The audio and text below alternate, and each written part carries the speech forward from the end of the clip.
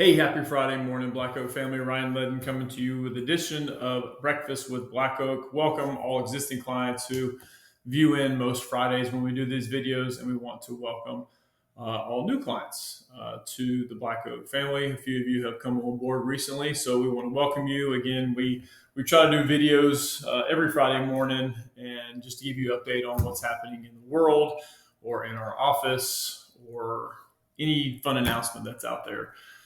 So this week, pretty obvious news. The Federal Reserve decided to cut rates by 50 basis points or 0.50, which is actually a little bit more than they anticipated. They were thinking maybe 25, maybe 50 basis points at the high end, but they decided to do a little bit higher.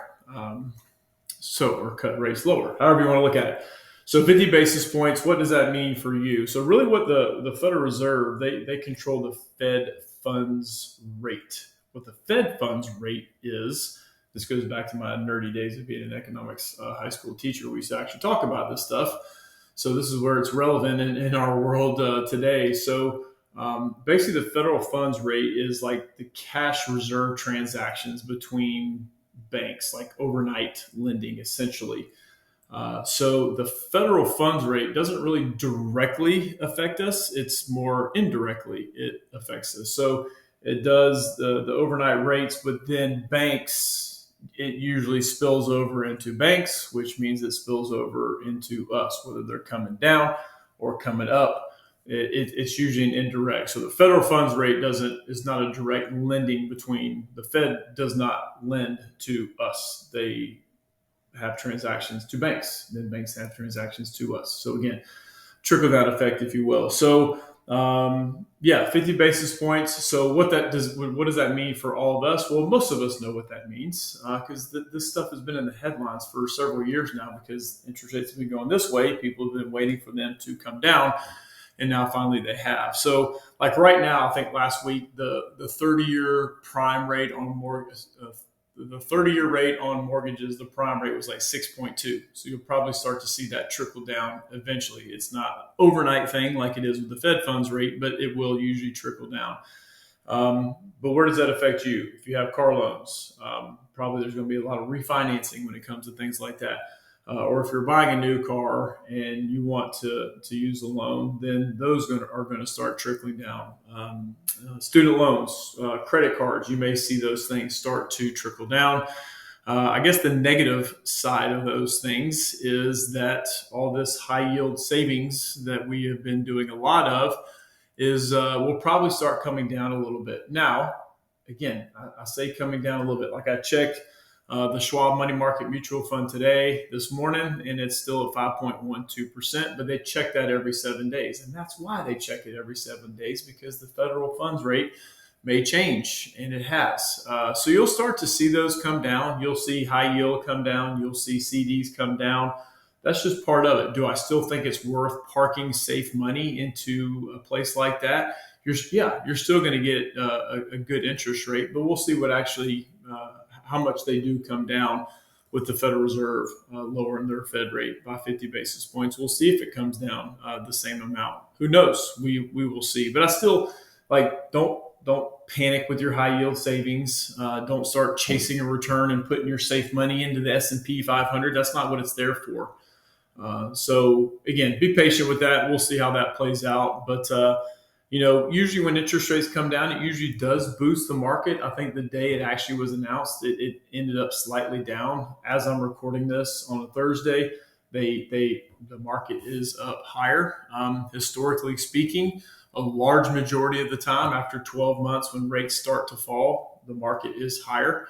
But that's not a guarantee. Obviously, it's tendencies in history since interest rates have come down. So again, those of you who have been looking for a home or waiting patiently for doing something like that, it's a better time. Do I think they're going to keep coming down? I mean, the Federal Reserve mentioned that they'll probably continue to do rates as long as it seems fit.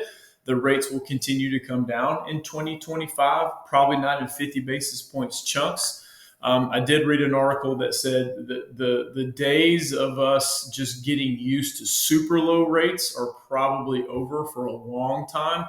they'll start bringing rates down, but they'll keep them kind of at, again, historically speaking, they're still really good rates, but not maybe the low rates that we were used to. And again, myself getting a 15-year mortgage at 2.125, I believe, is my rates. And so things of those types of rates are probably gone, at least for a long period of time. But again, to see them come down, that's a good thing. Again, the negative side is our high yield savings aren't going to yield quite as much, but still worth putting in some sort of high yield savings because it's just sitting there doing what it does, there for an emergency or there for a business, operating expense, whatever it may be. It's still worthwhile to do. So anyway, just wanted to relay kind of the education behind the Fed and the federal funds rate, how that works, and then how it spills over into banks and then spills over into their lending through car loans, mortgages,